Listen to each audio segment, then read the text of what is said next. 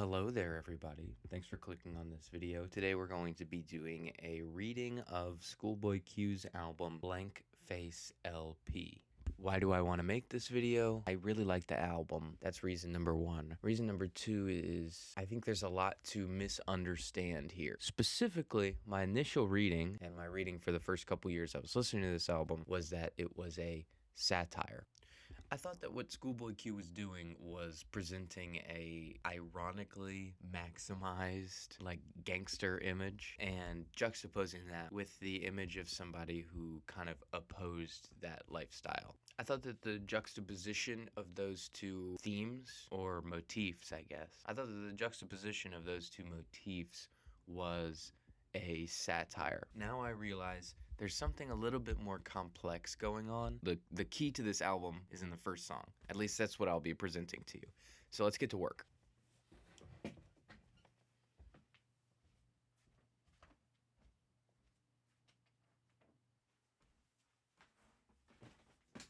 All right, so for the format of this video, we're just gonna go song by song. I'm gonna listen to them, and I would like you to be listening to each song with me, and then we're gonna talk about the lyrics. Let's kick it off. So here's the key. I trade the noise for a piece of divine. So the dichotomy in this album is noise versus divine. And as we move forward throughout the album, we can examine most of the lyrics. I'm sorry, this fucking guy. Dominic Fike, fuck you, go to hell. I hate ads. We can apply this dichotomy to most lyrics to determine whether or not they come from the noise or whether or not they come from the divine. Of course, as we move forward, I don't know what Schoolboy Q had in mind. He was doing it. That's what makes it art, is I have to interpret it for myself. And that's what I'm doing here for you, is interpreting. So this noise and divine dichotomy is what we're going to continue to look at this album through for the entire duration. But you can see already, this is very different from my initial idea. It's a subtle shift, but it starts to make a lot of things really make sense, okay? Because here's the other thing. You get hype listening to this song. I don't care who you are. This is one of the coolest songs that exists on the planet. And, well, that's a problem. It's kind of like the problem with the Joker movies. Taxi Driver, Fight Club. Like, it's supposed to be a cautionary tale against being like a bad guy. But instead, you make it look cool. Like, the Joker is just badass, I guess. That's what people say. This song gets you hype. This line right here, I get such a vivid image in my head. Well, that's a great thing about this whole album, is the imagery, because this is real. The question I want you to ask is this noise or is it divine? I mean, on the one hand, we have the divine mother. The grandmother is going to reappear. But on the other hand, we have her literally sweeping out the remnants of a drive-by, which is just terrible, terrifying. Already, we can tell we're living in a world of constant traumatic events, which just obviously hardens you to the world around you. Last thing is the imploring to look through his eyes. The way I'm reading that is he wants us to see a world full of noise and a world where divinity can still shine through. Like a pleading or a begging, like, please listen. You know, it's like, you don't understand what I'm talking about. You know, I do feel like a lot of people listening to this album just to get hype at the gym or whatever, they're not gonna understand it. And that's why I'm making this video. I think it's important to look through the eyes of other people, especially people who you don't know and who, honestly, their gangster activities might freak you out. I think the thing we're going to be talking about really throughout is like, is it really okay for me to get hype on this song and be like, yo, let's go? If I saw like a real gun-toting gangster in the street and I feared for my life, I would not think it was cool. Is it okay to commodify this life? Well, that's what we're going to explore going through this album. Next song.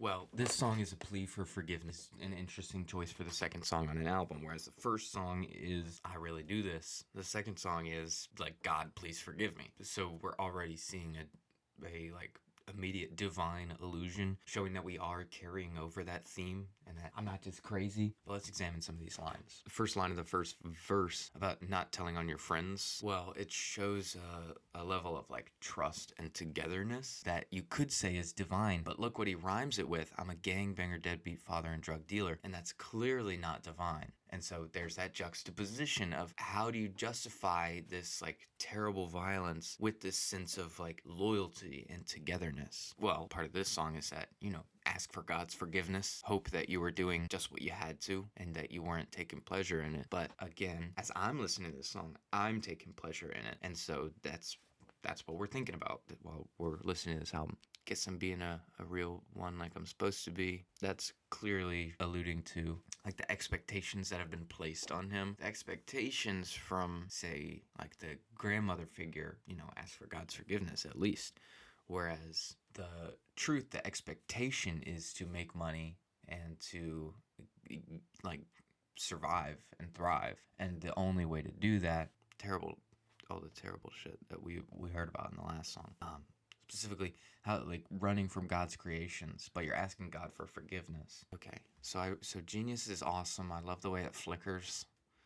It's supposed to be a lyrics reference. Why is it like this? What the fuck, dude? Why am I in hell? And I can't just like, how does this serve as a lyrics reference if it just turns white randomly? Well, you're running from God's creations, but you're also asking for God's forgiveness. And so that is almost the same dichotomy of noise versus divine. You're running away from God, that's towards the noise, but you're also asking for his forgiveness. And on this point, yes, balancing the expectation to be a breadwinner with also the expectation to be a respectable person is impossible when you have grown up in this environment. And so you have to become a real one. I guess I'm not saying the N-word. I have to work around it with my language. So I don't know what you want me to say. I'm just not going to say the N-word. I'll replace it with another word when it makes sense, or I'll just omit it when it makes sense. We're going to skip the next song. It's pretty good, but it's kind of, in my opinion, a little bit devoid of meaning. It's got a Kanye West feature, so I don't really feel bad about skipping it. Okay. So if you're only going to listen to 2 songs on this album, you should listen to Torch, the first song, and then this song, Groovy Tony Eddie Kane. Every time you get to this song, it's like, oh, we made it. All right.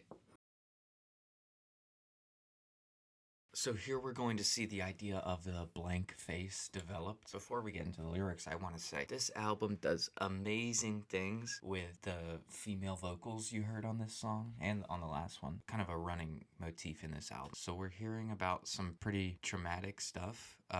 Also Bill Gates name drop. That's such a W. Might be the first line about cops on this album. Pretty alarming here. This line kind of reminds me of lines about somebody getting their wig split. It's such a comedic way to say getting your fucking head blown off. He's talking about crackers wanting with the black off. He's talking about getting whipped until like your skin is flayed off. Like, I'll smack the black off. You're talking about flaying somebody. There's an implication of the threat of police officers, but obviously, he's pushing all limits. Somebody is looking timid, probably need to back off because this life is not for you. He's saying like, I'm really from it. And literally we were still kids when this was going on. We're talking about a very young age, complete desensitization to violence, to the point where this awful harassment is seen as just an obstacle to success. And it's something that you just have to work around if you want to be successful in this line of work. So that should give you an idea of what the blank face even is. Yeah, robbing your kids to My Heart at Igloo. Now might be a good time to open the idea of the sexism in this album, but I might leave it for later.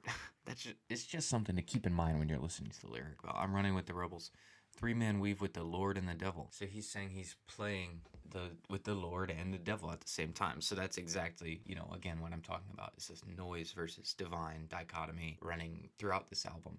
And how cruising with your friends to go like make money and do your work, it must feel so like fulfilling in a certain way. They talk about how like images of masculinity, how men aren't men anymore.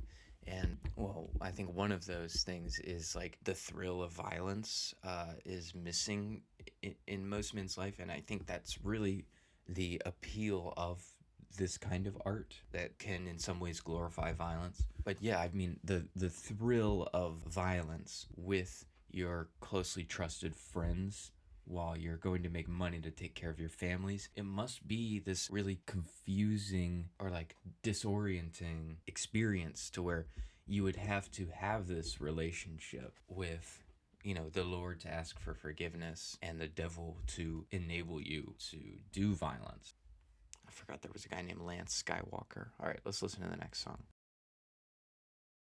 So this song has a few different themes. The first verse is about people trying to kind of hit licks off Schoolboy Q. Like, he did all the work. He grew this rap career, selling drugs to fund it and killing people, doing like horrible stuff. And now he's here and people want stuff from him. You know, he's rapping his ass off and other people are trying to blur his picture. They want him down there. They're saying like, come back to the noise. And he's like, no, dude. Like, you're trying to blow my high. You want to steer my drive. Like, you're literally asking more than my mom. People want what he has, but they don't want to do any of the work. And now verse 2, and it's hard to say if Schoolboy Q agrees with this because it's obviously not his verse, but verse 2 is almost the opposite.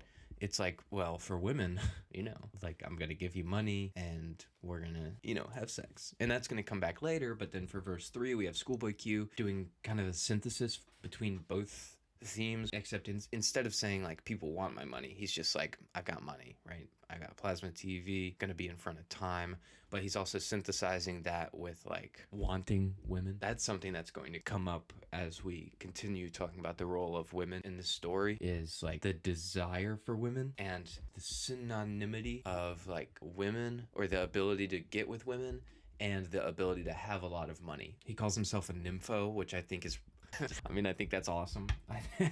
We love that representation for nymphomaniacs. Drive you home with some drive-through dome. One of the better euphemisms for getting head in the car. Not the best. We'll get to that. So stay tuned for the best euphemism for getting head in the car later on in this album. I like the final line, with my hands on the wheel while you play with the vice. That's also about, you know, I just feel like it's very poetically put. I'm gonna show you a fun time. You know, I've got money. We're gonna, you know, go out and drink and party while I'm driving you home. You know, access to sex comes from access to money. Access to money comes from doing the work, because Schoolboy Q's not gonna give you money if you didn't do any of the work. That's the point of this song.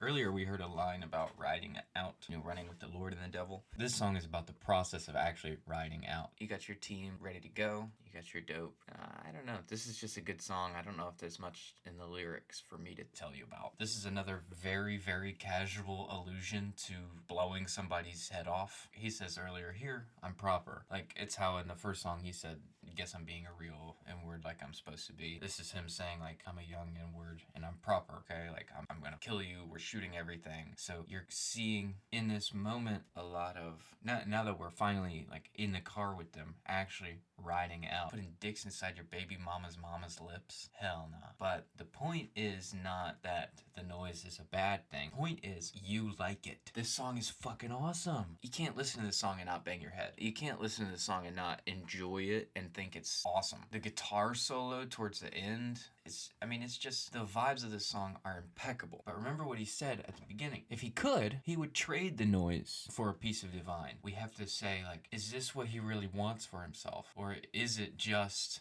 the expectations of being, you know, proper? Is he just trying to live up to the expectations of other people, or does he really enjoy the noise? First of all, can you trade the noise for divine? After all of this, can you really get the forgiveness from God that you were asking for? Or, and the other thing is, of course, if you're like me, you got hype listening to this song. And so you have to question yourself, is it really okay for me to enjoy this? Because if I'm worried about Schoolboy Q's soul, if I'm worried about whether or not Schoolboy Q can be forgiven by God, shouldn't I be worried about myself for enjoying this? The answer is yes, of course I should. Enjoying it as an intellectual exercise can kind of help me, you know, move past that. It's like Schoolboy Q can ask forgiveness for God because all he's doing is being a proper N-word. I can say, you know, God forgive me for enjoying all this killing in this music because I'm just being a proper cracker. An intellectual exercise here.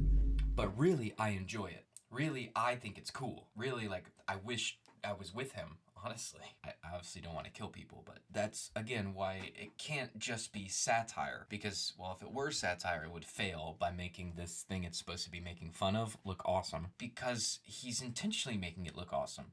Because it must feel awesome. The thrill of violence and the thrill of transgression must be an incredible high. And that's what this song is trying to convey to us. He's not accidentally making it look cool, and he's not just making it look cool for money. There's actually an artistic point to making this violence look cool. and that is to try to tempt you into enjoying it. And if you do enjoy it, you have to ask those questions of yourself, like, would you trade this noise for the divine, or would you just stay, you know? All right, next song. I hope I'm making sense here, and I hope I'm not being offensive with my cultural appropriation. I just really like this music, and I feel like showing appreciation for it is the right thing to do. This one's going to be very quick before we go to the next song. This is similar to the last song, Know You're Wrong. He is talking about that same theme of having money gets you women, okay? The main difference here, the main addition to the theme is you actually hear from a woman here who's saying, I don't need your money, I just want your love. I don't want your money, I just want your love. And so she is saying, like, I like the nice cars, caviar, good weed, pain pills. I really just love you. And we'll listen to the next song, which is going to contrast this idea of Schoolboy Q wants money to take care of women. Women want love from Schoolboy Q. We're going to contrast that idea also talking about how Schoolboy Q makes money and treats women. So just listen to the next song, which also has a similar title. We just listened to Whatever You Want. Now we're listening to By Any Means. Okay, so it's kind of like a song pair. All right. So where the last song had some divinity in it, where this girl was saying, all I want is your love, this song is immediately opening up with noise, right? He's saying, you can fuck my bitch, you can have my hoe. Like, I don't care. I don't really have love. It's about getting money by any means, like killing. Here's another allusion to the grandmother, which I think I forgot to mention there was another allusion to his grandmother in the last song as well. Clown dance. I think this is about 6ix9ine. Fuck 6ix9ine. Low-key, he's a little bitch. This specific phrase, I'm gonna sell her tongue, it made me uncomfortable when I first was hearing it, because it's like, oof. He's really talking about pimping, which is, you know, making money off of women doing sex work. Just compared to the last song where we almost had like a proper love story between him and a woman, he's saying, like, I don't care. I don't care. Like, he's almost rejecting the divine with this song. Let's listen to the next song. Yes, that's a fun song. Really more of the same. I feel like we're definitely in the body of the album where it is just like songs you want to listen to. I'm not saying this is completely devoid of any meaning, but as far as what we have been talking about, it's a lot of the same, you know, selling drugs, you know, basically just doing like bad stuff for money. You know, well, there's an allusion to the Ten Commandments. Again, might be divine, but I don't know what Schoolboy Q was thinking specifically when he wrote this line, because, you know, I just obviously don't. I don't know if he was like trying to juxtapose thou shalt not kill specifically with killing people as a way of drawing the distinction between the noise and the divine. Good song. Very like superficial, and as far as like the noise versus divine dichotomy, it lands mostly on the noise, aside from that single mention of the 6th commandment from God to Moses, thou shalt not kill. All right, Jean Muir. It's a really good song. Y'all ready for it? So this song has kind of two dimensions. The first dimension is the noise. We are still, just like the last song, talking about gangbanging and drug dealing. But, well, there's a bit of divine in this song, and we're going to talk about that first with the chorus. Right, we love, we go, we rise, we low, our pride we show, we love, we go. So this is, even despite the chaotic lifestyle that they live, they still love. And they're still proud, and they still rise. Like, there is still, the news media might sensationalize this, saying like crime, crime, crime, but these guys are saying like this is our way of life. And as violent and as noisy as it can get, there is divinity in all of humanity, and you can't take that away from us. You know, the cops are fucking with us, but it's like, I mean, I am who I am, you know, like, you just want me to lay over and like die in poverty? No, like, we're gonna show our pride. We are gonna be who we are, and that is divine. And that is inspirational, okay? Be who you are. When there is a problem, when there is evil, I mean, he's talking about when like a younger gangster operative is like robbing people, he gives Schoolboy Q a cut, right? Schoolboy Q is basically like an employer for younger people, but he's also saying he literally killed, it seems like he killed his young employee's friend and his brother, unless the his in this line is not referring to the small n-word, but is instead referring to just a new person that's, you know, killing somebody on their mom's porch and then killing that person's brother. Or is it about the same guy who Schoolboy Q is employing, it's still very dark no matter which way you look at it. And then we talk about how young he was, 14, right? Fucking hoes and selling dope, ditching class in 5th grade. They're bailing through the motherfucking street, you know? It's hard because of how terrible this all is. But at the same time, you know, nobody can take this experience away from him because it gave him this ability to write music about it. And through the music, we can learn about it. And through learning about it, maybe we can do something about it that's actually going to have an effect. So he's saying like an important component of all of this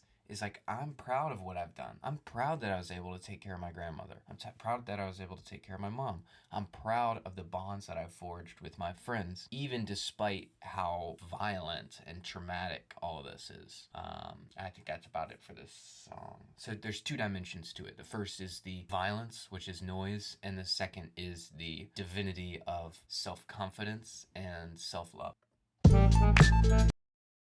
This really is just glorification, materialism. There's one line I need to highlight because it's the line that genuinely, this line is what made me want to make this video. I heard this. It was like in Ratatouille when that guy eats the ratatouille. I heard got the Hoover star on the hat, and in my mind I went like, I don't know. I just think it's funny. It's like, it is materialist and it is a little bit, I won't say sexist, maybe objectifying. He's literally a Hoover star, calling her a vacuum. But she's the star, like she's the best one. I think that line is really good. It's funny to me, but it's also like a really concise and specific image. I think it's a good line. I think it's a really good line. Other than that, yeah, we're talking about like, again, getting money, doing crimes, fucking bitches. He does say, do I love her? Hell no. That's him like rejecting the divine. Again, we're still able to look at this song, you know, through that dichotomy. We're gonna move on to the next song. All right. This was, for a while, my favorite song on this album. I want to start with the chorus. We're seeing no one here on your own.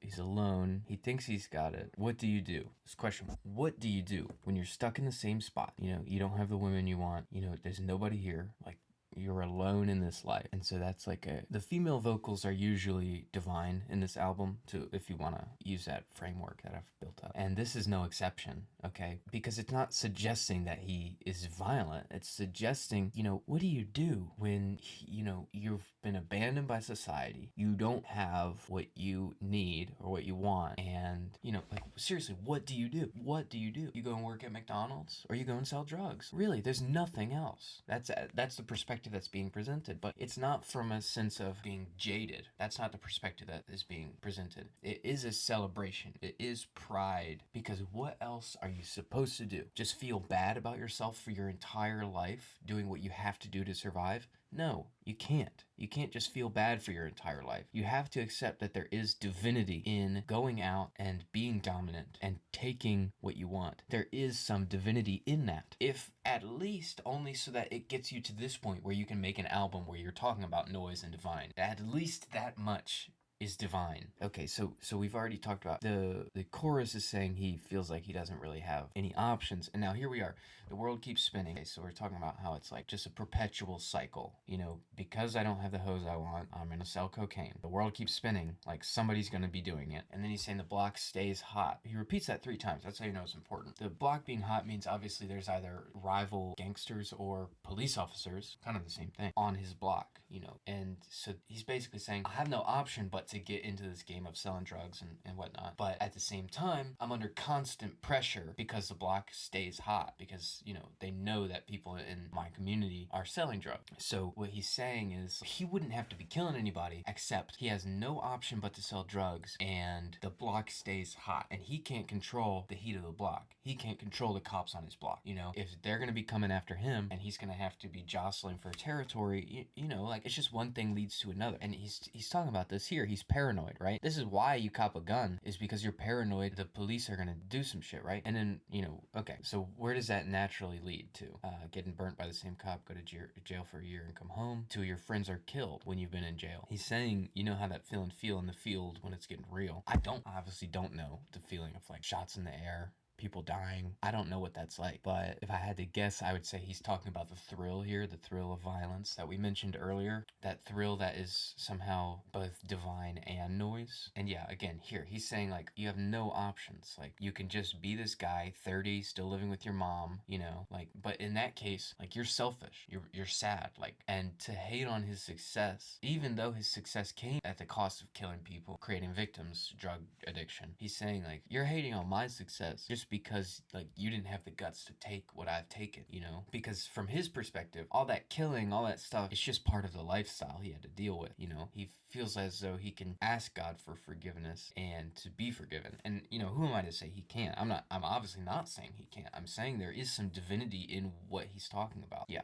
okay, here's a little George Floyd. So here he's describing being pulled over by a cop and then being shot at. Before he's allowed to comply, they give him a command and then shoot. This is something we know that happens. And then people will claim that the footage that clearly shows the police abusing their power, people will say that the footage somehow wrong, like somehow it doesn't show that, which we obviously saw in relation to the more recent ICE shootings. But also, I think this might be about George Floyd. I'm not exactly sure when this album came out. A lot of people were saying that that didn't happen. And then you can go way back to so I blanked out on Rodney King's name in the original recording. That's why I'm recording this. I needed to say his name, obviously. Just a kind of brutal beating of a man in the streets by police.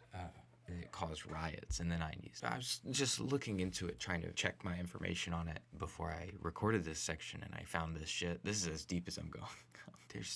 They made like computer simulations of it, I guess. Listen to this.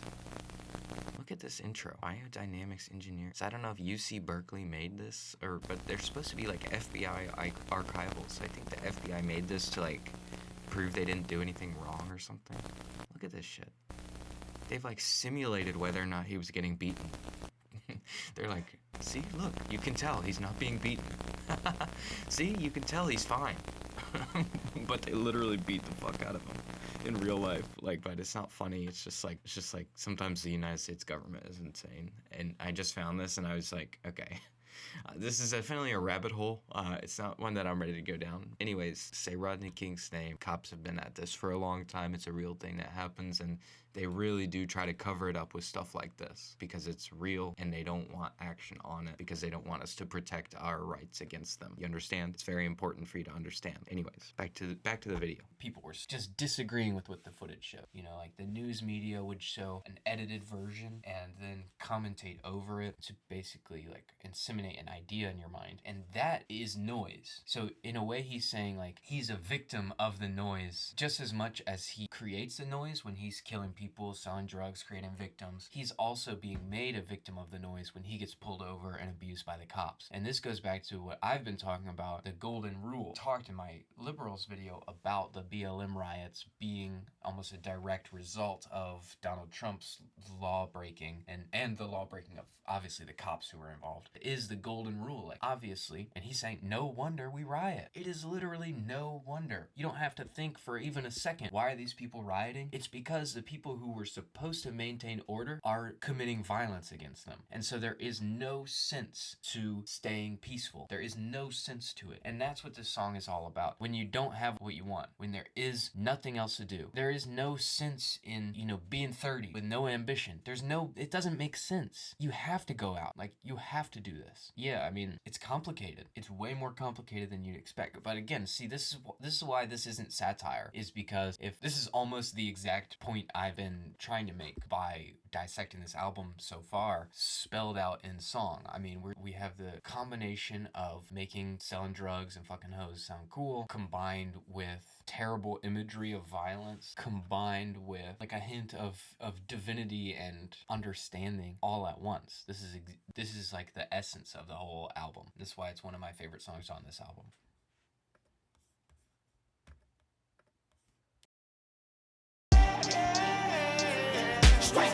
Okay, now this is another song pair to the previous song, like how we talked about. There's actually a couple song pairs in this album. I haven't been pointing every single one out, but whereas in the last song we talked about how he has no option to go out and like sell dope and stuff, now here we are talking about that process, and there is a hint of divine, but it's a lot more noise in this song than in the previous song. But here we see, you know, he used to sleep with roaches, crackhead uncle and all. That's, as he was saying in the last song, like, what do you do? What do you do when you have no options? This is where you're at. What are you gonna do? Getting out of that, working hard enough to escape this life is inherently divine in my opinion, and I think in Schoolboy Q's opinion too. So there is like an inherent level of divinity to this song. But again, we're talking about, you know, this, hold up, this line is dark. Yeah, there's no genius explanation on this line. I'm pretty sure he's talking about like a rival gang member trying to kill him before the summer starts. You know, you try to take out the competition so that you can take their territory, but he's trying to do that before the business season opens up. So he's really talking about like premeditated killing, and he's saying skipping every class. So he's talking about being in a time period where he is still in school. So he's talking about killing a child, premeditated murder. That is like dark. I mean, what do you want me to say? That is, well, it ain't divine, that's for sure. He's saying through the streets we learn colors, hide in front of the reaper, trying to dodge the cage. I mean, he's just talking about really like, well, we talked about how hard work is divine, but this specific line of work is, I mean, there's no other way to say it. It's not divine, it's terrible. He's killing people and he's creating victims. So there's that discord. Like in Schoolboy Q's case, can you really trade the noise for the divine, or are they so intermingled that I mean, and that's what he's saying is like he's confused as, and why he's asking for God's forgiveness is because he knows he needs it. He needs God's forgiveness because otherwise he's going to hell. Like he would love to trade the noise for the divine, but what we're seeing as the actual lyrics are played out is like in this instance, it's almost impossible to trade the noise for the divine. The sin and glory are so intermingled that it's almost impossible to divide. And then one other thing I want to say is money, money, money, money, money, money, money in this song. He loves money, money, money. This is like pretty clearly, whereas the rest of this is maybe like some terrible, like fucked up shit that we can't really classify as divine or noise.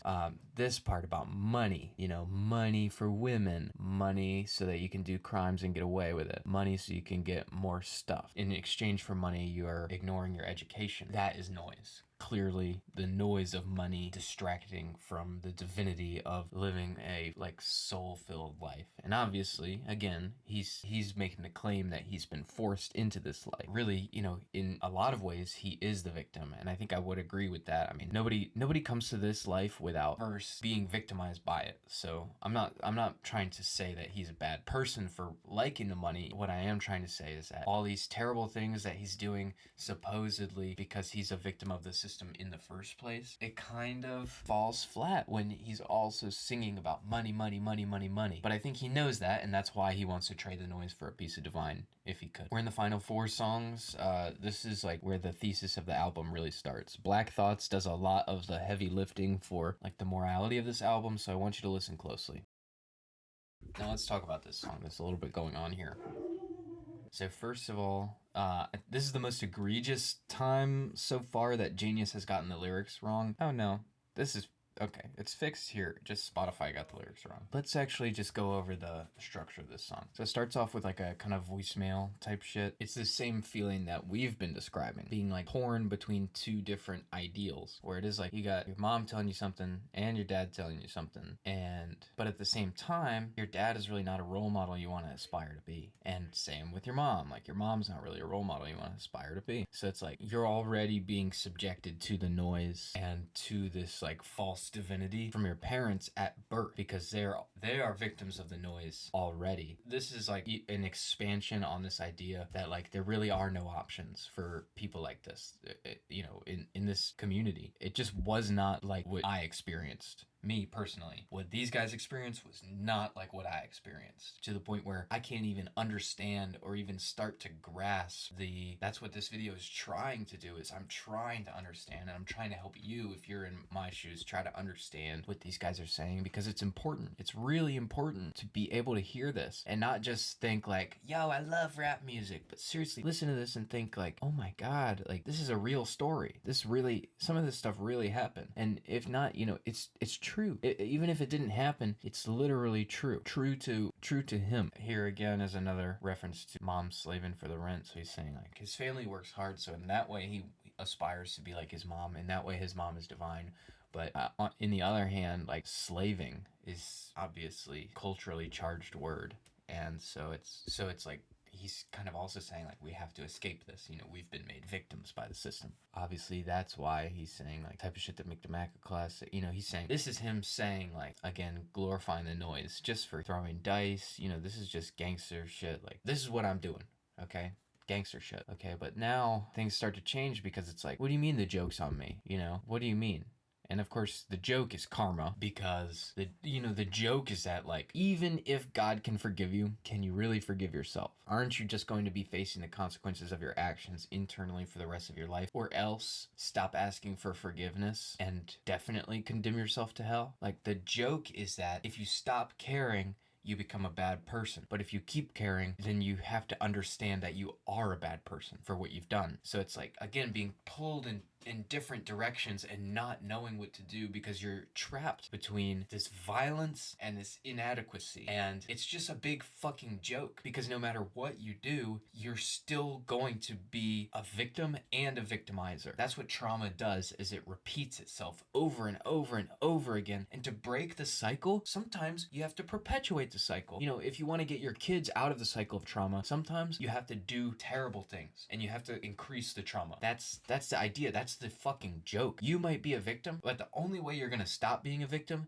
is to make other people the victim. You're gonna be rewarded for your terrible actions, but you're going to spread trauma. And so here he's saying like nothing's changed. Okay, this is again like the equivalency between the places where you're trapped. Nothing's changed. Another allusion to slavery. Pride is my biggest enemy. Like I would love to spend time on each and every line, but for the most part, they really say themselves. This was another line that I just had to make this video. How? Because it's made me cry before. I'm not gonna cry. I'm just reading text. You know, how your grandmother see your corpse? How could we let this happen?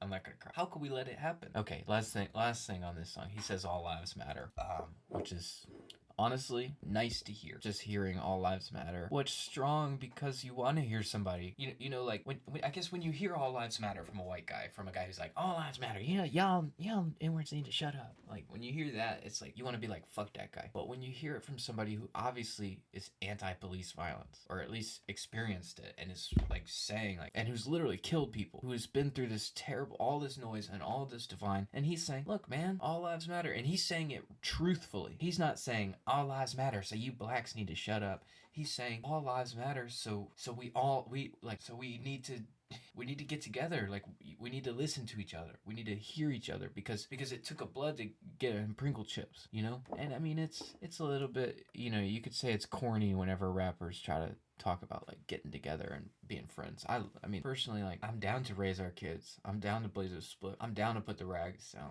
put the guns down. Not like I have them in the first place, but I'm saying like this is a fantastic message. And here is where the satire turns in the original explanation of this album, where it's a satire. We're contrasting morality, immorality, which is, now that I've explained to you the noise divine dichotomy, is clearly way more nuanced than just this like satire of violence versus peace or whatever. But yeah, here is where the satire would turn, where he's saying like, look, everything I was rapping about, I didn't really mean it. I want us to be friends. But, well, again, clearly, as I've been trying to show you throughout this album, he's not just saying, I didn't mean all that other stuff, let's be friends. He is saying, like, our lives are so fucked up. Our society is so fucked up that there is no other option. But the truth is, everybody's life is important, and everybody should strive for togetherness and peace, you know, because what he's done is, when he had no other option, because he was being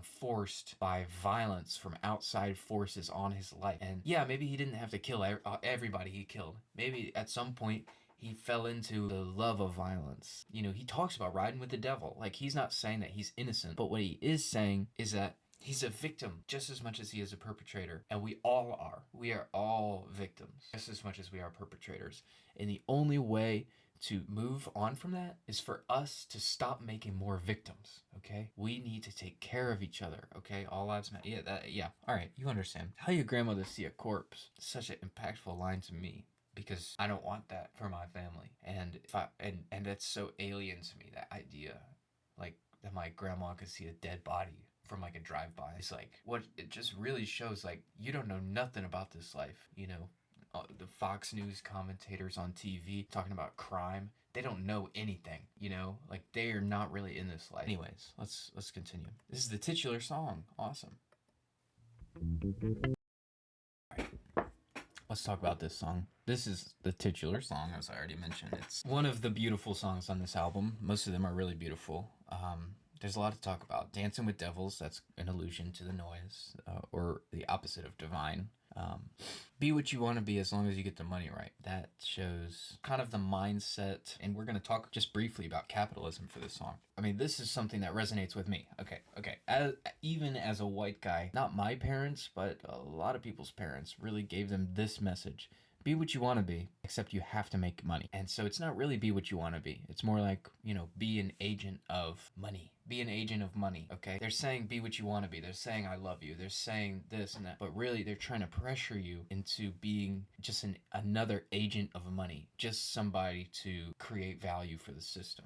And so it's like, how can this even be true? How can you be what you want to be as long as you get the money right? Except by glorifying the money, chasing the money over everything else. And, well, I mean, that's what this album has been about, is chasing the money over everything else, even over the preservation of life or your community. You're killing people in your community. You're causing violence. You're selling drugs, creating victims, because the most important thing is getting the money right. Before be who you want to be, you have to get the money right. He says again, I'd trade the noise for a piece of divine. If he could, see, he's almost laughing at it. And it's kind of hard to tell, like when you actually listen to the songs, if that's a laugh or if that's just like emphasis. But it's almost like he's laughing at himself, like laughing at this idea that you could even trade the noise for a piece of divine. It's impossible. It's impossible because they both make up one soul, you know? But then here we talk about capitalism. He's trying to save his money so that he can buy land. Because remember, even if you get a lot of cash going,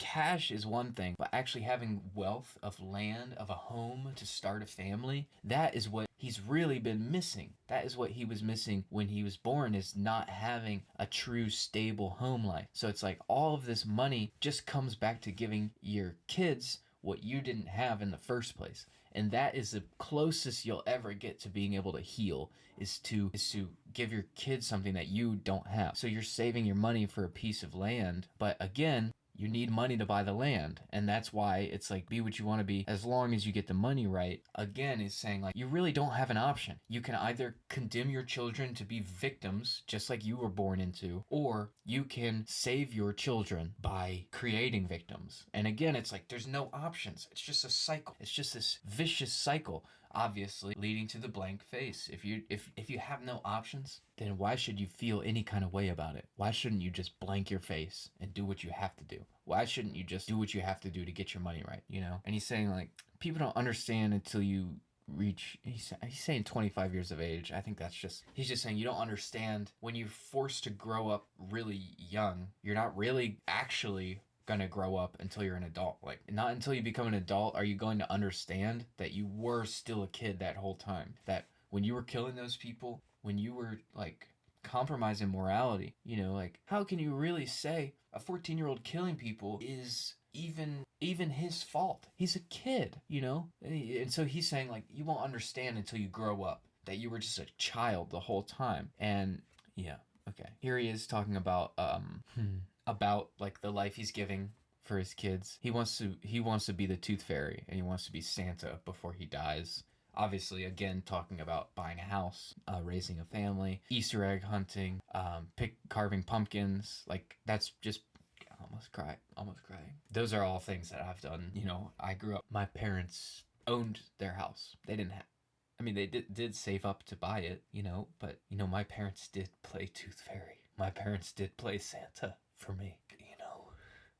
So there's no way, I could never understand what it would be like to grow up without that, and to be forced into violence. And so who am I to say anything Who am I to pass any judgment? You know, how can I say anything? But see, that's me crying because I don't have the blank face. I don't have the blank face he did. You know, I just think it's awful to to to live a life without any innocence. To have no other option. To really feel like you have no other option. Because that's the other thing. A lot of people will say like, oh, there's always an option. You know, you don't have to steal, you don't have to do evil, you don't have to do this. There's always an option. But the thing is, we always have to remember we're talking about children. We're talking about children. He's saying he grew up around cripping. We're talking about children. It doesn't matter what you say their options are to pick themselves up by their bootstraps in this capitalist America. We love America. It doesn't matter if you feel like you have no options. You're going to behave as though you have no options, okay? It doesn't matter what you think. It matters what the people who are the role models in his life, giving him guns, getting him into crime early on because it's just what they feel is the only option. It does not matter what your political stance is. There is trauma, and the trauma perpetuates itself. It creates more and more and more. All right. Hence the blank face, because that's the only way to deal with it, is to have a blank face to it. All right, 2 more songs. Next one's horny. Let's go. Okay, so this song, there's not I gotta say there's not much to it. I will say it's probably the most divine song that mentions women a lot. A lot of the other songs were about, like, you know, disrespecting women, I guess. This is very much so a celebration of love and sex, which I don't know. I mean, it's real. It's real as fuck. I know this feeling. I've been here before. To me, it's like universal. And that is one of the things that makes it divine, is it's like a celebration of love. But also, you know, the song Overtime is like about working hard and bringing glory to yourself through your work. And not just that, but putting in overtime for a girl is like bringing glory to her, and so you both bring glory to each other, and yeah, it's just a celebration of sex. So that's awesome. There's not much to it other than the fact that it's like, it feels like closure on the topic of treating women poorly. I mean, we haven't gotten to this point where Schoolboy Q is now a feminist, but he is at least, you know, very appreciative and able to like enjoy himself and like connect with his desires in a way that is not about like pimping them out, or, you know, like it's not about like making those women victims, but it's just about sharing love. All right, next song, last song.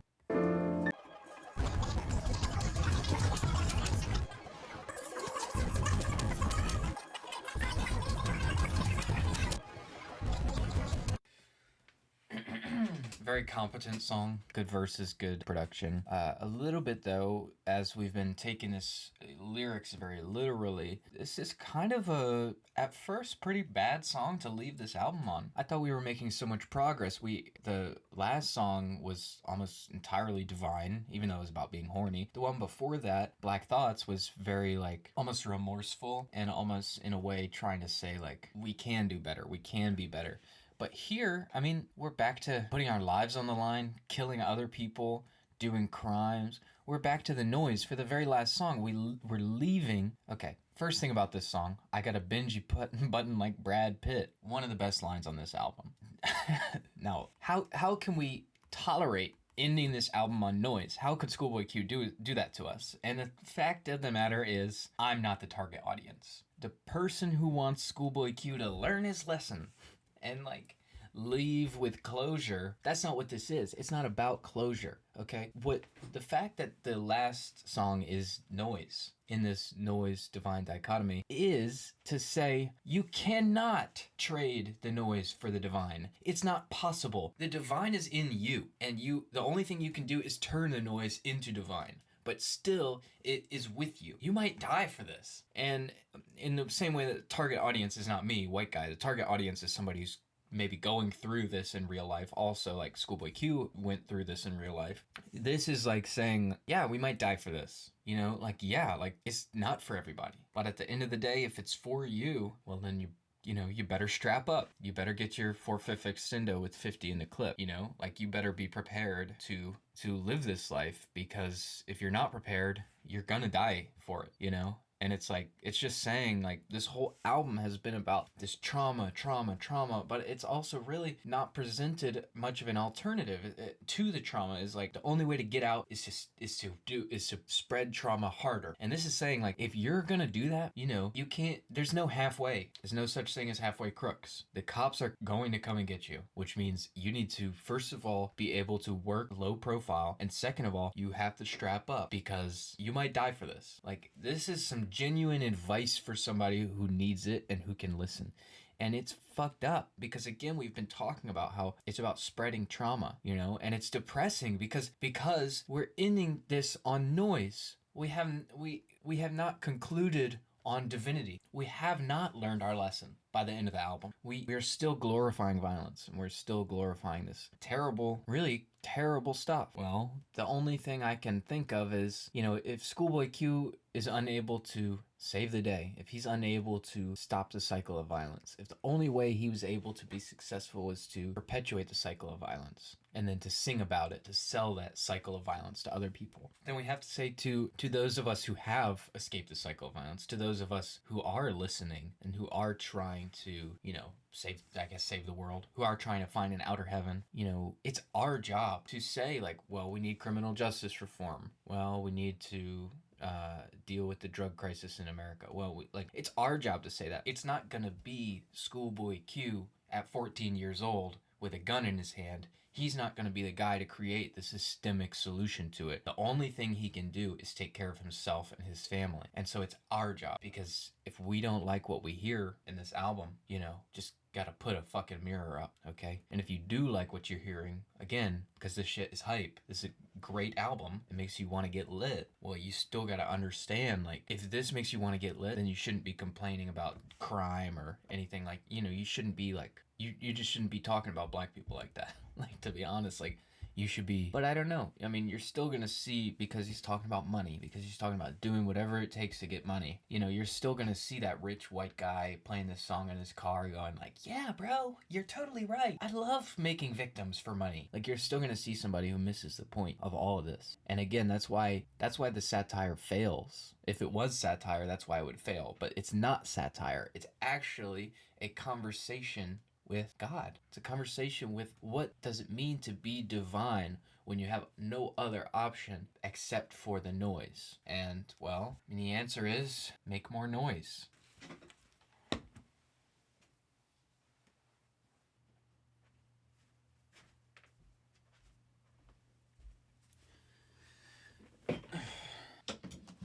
Well, I want to thank you guys for watching this video.